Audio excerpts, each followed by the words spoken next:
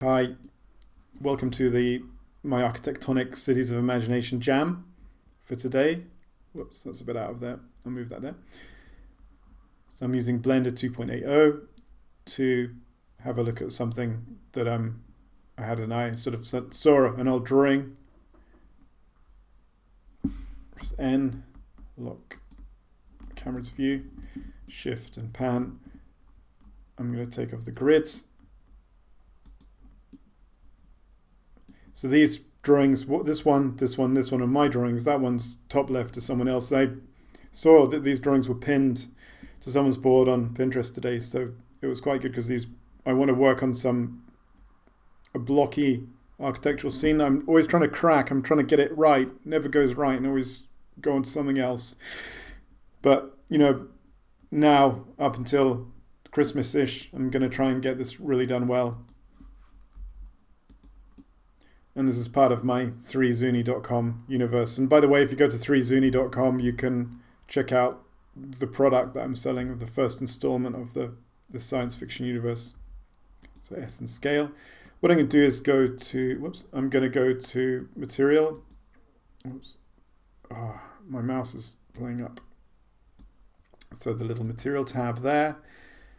And I'm going to change the base color just to make it a bit darker so I can see it up against the background. It's doing nothing because we have to go to the shader here. This one, not that one, because that won't show it. Solid, doesn't show the color. That one does. So that's a bit purpley. I'm going to take that off. Right. And before doing that, I forgot to say, to get your camera in 2.80, it's a bit different. Come out of camera view. Oops. Click on camera, and then you go down on the camera tab to the image you want. So in this case, I've got the image there. And then obviously make sure you lock lock camera to view. I'm going to go onto the annotate pen to show you why I like this particular one. All right.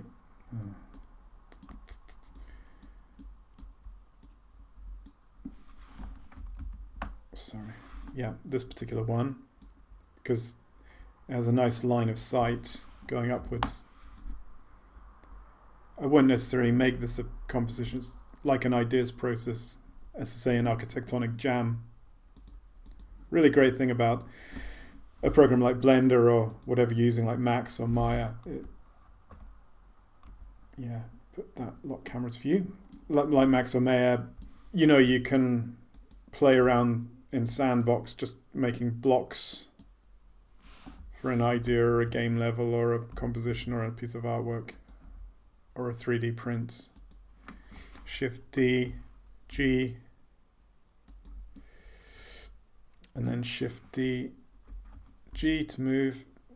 Right, you can remember in Blender the keyboard shortcut G, you can remember as G is grab. Excuse me. And then you can press R while you've got the object selected, and press Z to restrict on the Z axis. So it shifts it around a bit. Shift pan, shift middle mouse button pan, Shift D, GZ, GZ, RZ, rotate it a bit. Shift D, G, G, Y. I'll make that a bit more oblongy. S for scale, Y to scale it on the Y axis. S, let's make it a bit lower. So you can mess around with that. So wow, I'm sure a lot of trolls out there will say, yeah, you've just created a few boxes, but it's really, really important to look at shapes, how shapes relate to each other. Just add, shift add. Sometimes you add a plane. Plane is over there, and the 0, 0 axis coordinates. GZ. I really like aesthetics and the way things relate to each other. I mean, if you really want to if you don't like this kind of blocky stuff because you like photorealistic textures, you really hate the sculptor called Donald Judd, so look him up and it'll really make your day.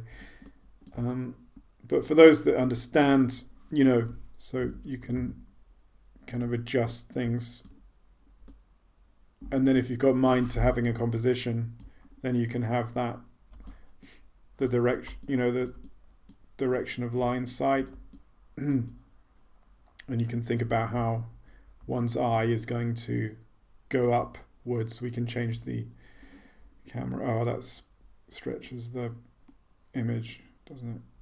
Because I need to go back to the camera. Let's get that.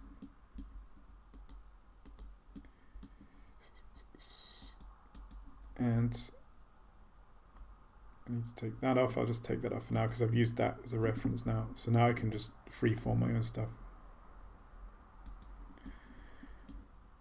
Okay. And what I'm looking at is to make kind of like a building going up and then people inside it doing different things and lighting, perhaps in the evening. I've always wanted to make something like this with showing the life inside these tower blocks in the 3zuni.com universe, but it's never come off.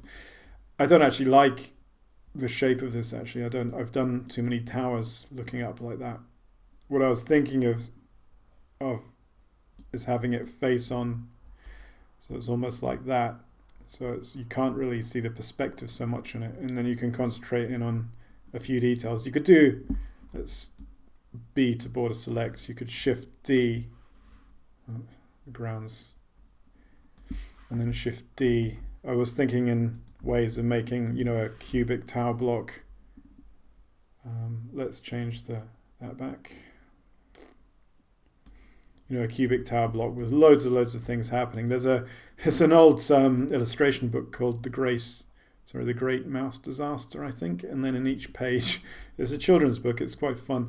In each page, they have a room, and then on the next page, it shows you what happens when I think it's green mice. I'm not sure, when they escape, and then the whole hotel, there's a hotel, and the whole hotel goes really crazy because these mouse escapes. It's worth watching.